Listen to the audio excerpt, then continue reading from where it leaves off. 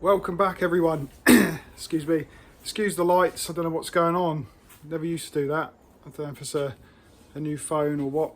So, apologies. The idea of this video is to go through some of the problems I've had with my Corvette pinball machine's engine, LT5 motor, and just do a little quick tutorial on how I fixed it, and it might come in handy in the future to anyone stripping their Corvette, trying to fix any issues, like how to access the engine parts and what fixed it for me. I'm not an electronics guy, I'm not a tech guy, it won't be board repairs and the science and theory behind anything. I'm sorry, but in my case it was the magnet. This problem will only manifest itself if you've stripped your machine for maintenance and reassembled it incorrectly. It's not gonna, this problem won't be from the factory because it's not electronic, it's mechanical. But having read Pinside, there's a lot of threads on there which allude to this problem, and there's on a lot of occasions there's no result in the thread that tells you excuse me, how they overcame the problem, and I think this was probably how they overcame the problem. So without further ado, I shall flip the camera around and just sort of show you how to access it and what I do. Okay, so to get to the motor, I'm in the fortunate position here to have two Corvette pinball machines, very kindly donated from a friend, a known working machine, 100% fully working, so I know anything from my machine that I test in this one, any components that don't work are going to be mine and not this one, which has been absolutely invaluable, and I don't honestly know how I'd have managed it without a donor machine.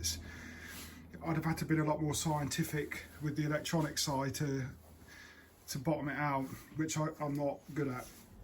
So to get to the engine, you need to strip quite a bit of the playfield off. Unfortunately, it's a really inaccessible mech. So to do that, you're going to have to take off in this order. The first thing you need to do is remove the engine cover. That's 2 screws, dead simple. Get that out of the way. From there, you're going to be able to access this plastic and bracket, which is to the right hand side of the motor, which goes here. So take that off and take this plastic off here as well, which is this one here. Once you've got those off, you can access the nuts and bolts and screws that hold this wire form on.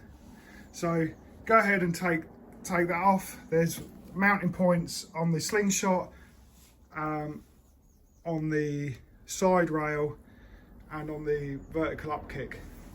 So there's four mounting points for that. That comes out relatively simple. Then you're going to need to flip the playfield up, and you need to unplug the loom for the LT5 ramp, which is, you've got a switch at the back here, which is towards the rear left corner of the machine, and then you've got a number of plugs. It's self-explanatory which ones they are. I always just number them so I know which way to plug them back in, although you can't really mess it up, he says. So yeah, unplug the loom for the ramp. Then you're going to need to remove the screws for the ramp.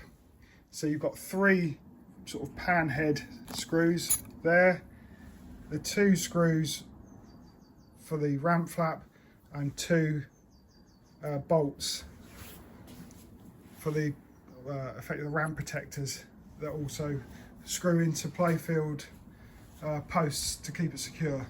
Once you've undone those, you're going to need to undo the engine, I don't know what you call that for want of a better word, that metal cover and bracket. There's 4 screws for that, and they go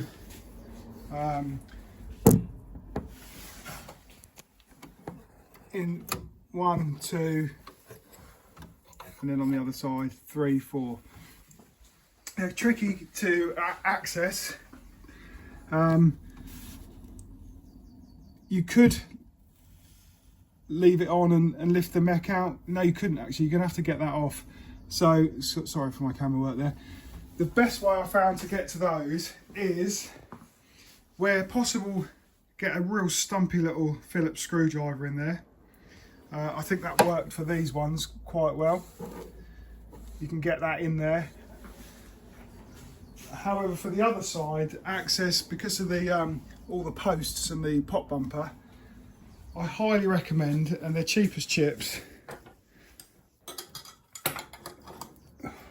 one of these. It's like an S-shaped screwdriver. So you can get that onto the screw and turn it like that. And you only need to break the thread, and then you can thumb screw it. So I'd suggest you need one of those, unless you've got another contraption that can get at a right angle. But then you can remove this cover, which then allows you to remove the ramp. So it's no small job to get to the engine. It probably takes, I don't know, I've stripped and reassembled this machine more times than I can count, so I've got it down to a fine art. I could probably, you know, do that in 10 minutes now. But for the first time, you need to consider it. Oh, and I've got 2 machines to do every time, which is a pain.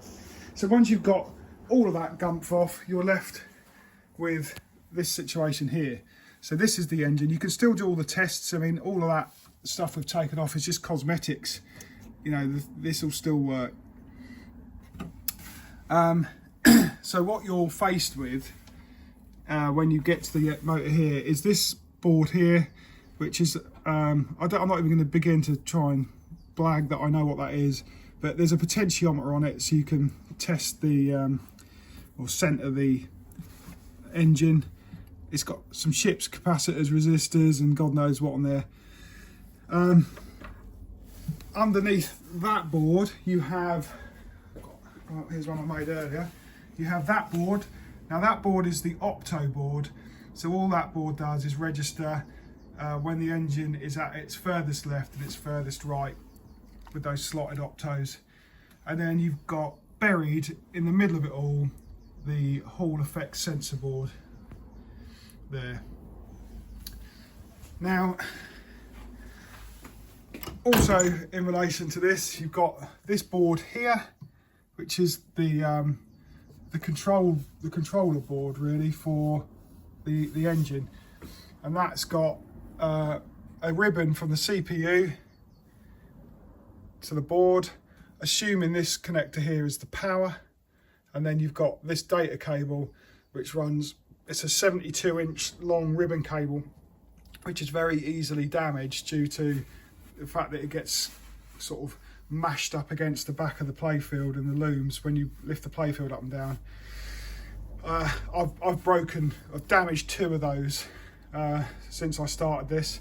So this is a brand new one, and I've got to buy another one for the guy whose machine I'm borrowing because it broke. So they are fragile, but they are available, albeit 20 quid a throw.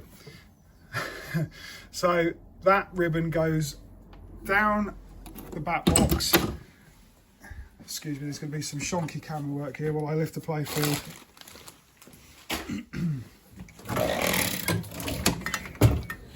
Just going to put you down.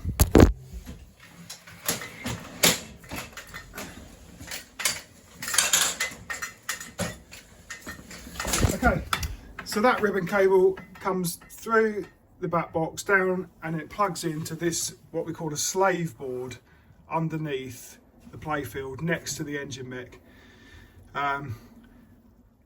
And this board here has connections to the motor and to the coils.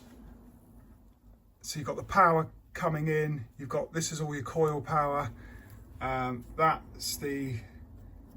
goes to the board with the potentiometer on the top. There's your ribbon. So if you're trying to isolate problems for this game, you've got lots of variables. You've got the board in the back box, you've got the slave board, you've got 3 PCBs on the motor itself. I'm not going to pretend I know how to test those and alienate which ones are which. I suggest if you're in switch tests and you rock the motor left and right and you're not getting any positive switch test, then your octo ball is going to be at fault. As for the rest, ribbon cables, I spent a day on this and I wasted probably 4 or 5 hours chasing my tail because the ribbon cable was damaged. I put the new ribbon cable on and all the problems went away. So a good, clean, fresh ribbon cable could sort your problems out.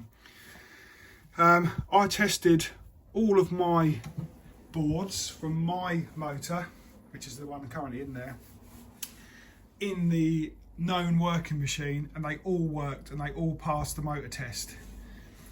When I went to put my magnet in, which is the dark coloured block there, which is held in place with that horseshoe clamp, when I put that magnet in, the game no longer passed test.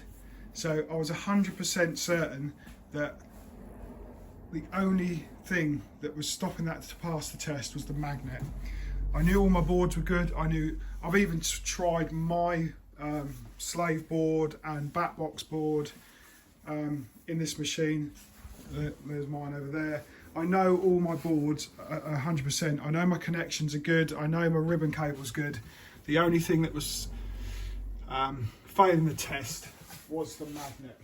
So I'm going to show you how I fixed it, basically. Bear with me, I've got a little experiment that I'll show you. Right, second time doing this video because I fudged it up the first time.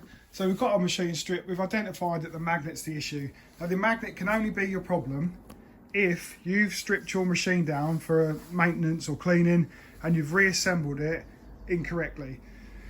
This can't happen from the factory, because if it was from the factory, your engine wouldn't work out of the factory and you just wouldn't be in that scenario. This can only happen if you've introduced that problem, which is what I've done inadvertently, because I didn't really know that the magnet had a polarity, and that the polarity of the magnet was essential to the operation of the Hall effect sensor. So as you can see, this is my old one. I replaced it because that magnet was a bit crusty and chipped, so I just bought a new magnet and bracket. But this is the one from the known working machine, and as you see, the magnet is the dark coloured rectangle there, and it's clamped in by that horseshoe. And when that horseshoe's on top of the magnet, that horseshoe itself becomes magnetic. So when that's installed in the game, that horseshoe sits either side of that Hall effect sensor, and the Hall effect sensor uses the magnetic field to track basically where the engine's centered, and it can move it left and right using those optos as its left and right limits, and then it can center itself by doing some calculations using the numbers it produces, which is some much better explanations on YouTube than what I can give you. So the magnet has to be the correct polarity, but how do you know, looking at that magnet, what's north and south?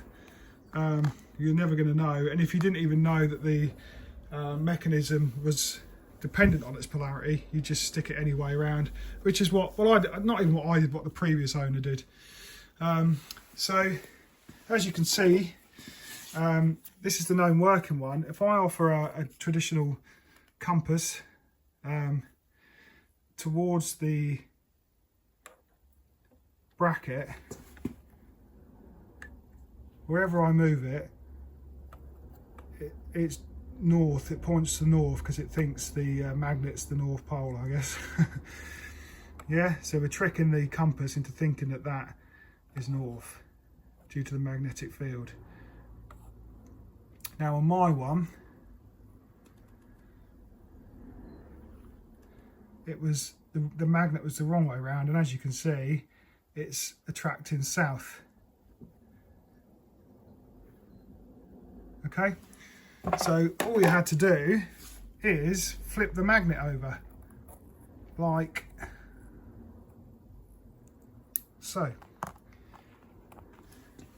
I'll insert a little image that I was shown that basically said that the north and south was at either end of the magnet. So I rotated my magnet 180 degrees on its axis to change what I thought was north and south. And when that didn't fix the problem, I then went on a sort of mission of forums and asking why my magnet wasn't working or how I get it to work. And I found some solutions on Pinside sort of buried in. There's so many weird search terms you have to use to get this thread to come up. Obviously it all involves LT5 engine or motor or Corvette, but not necessarily in that order. But I found a thread, and there was one guy on there that said the magnetic polarity is essential to this, but it didn't necessarily say how you figure that out.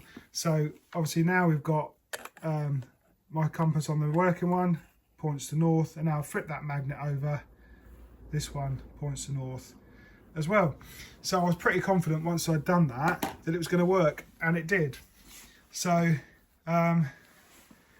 if you're having problems with your engine, it worked before you stripped it, and you've reassembled it and it doesn't work, and you're chasing board faults or ribbons or connections, and you're repinning and you're changing chips, I'd really advise that's your first port of call. Get a compass and check the polarity of your magnet, and it should point to north when you put the magnet towards it. If you haven't got a compass, as long as you know a direction in your, like I know if I'm stood in my garden, I know which way is north, east, south and west. Just good old traditional where the sun rises and sets. You can figure it out. So what you can do is you can get your magnet, tie a bit of cotton to it and just hold it, and it will swing and it will settle pointing north. Well, you can figure out which is north because you'll know one other compass direction in your garden, if that makes any sense. You don't need a compass, you just need a bit of cotton, and it'll point north, as long as you can reference it with another compass point in your garden. So that's it, guys. That is how I got to the bottom of my Corvette engine problem. It took me about 7 or 8 hours to come up with that, and a lot of head scratching, and I nearly set fire to it. So now it's just a case of reassembling everything. And if you do that with your magnet and it still doesn't work, then I guess you've got board problems. And they're a pain in the butt to get to. There they are. There's 3 in the motor. You've got that slave board, and then you've got the one in the back box. So you've got 5 potential culprits, and the ribbon cable, because that's a bastard as well. Good luck, and I hope this video is of any sort of help to some of you out there in the future.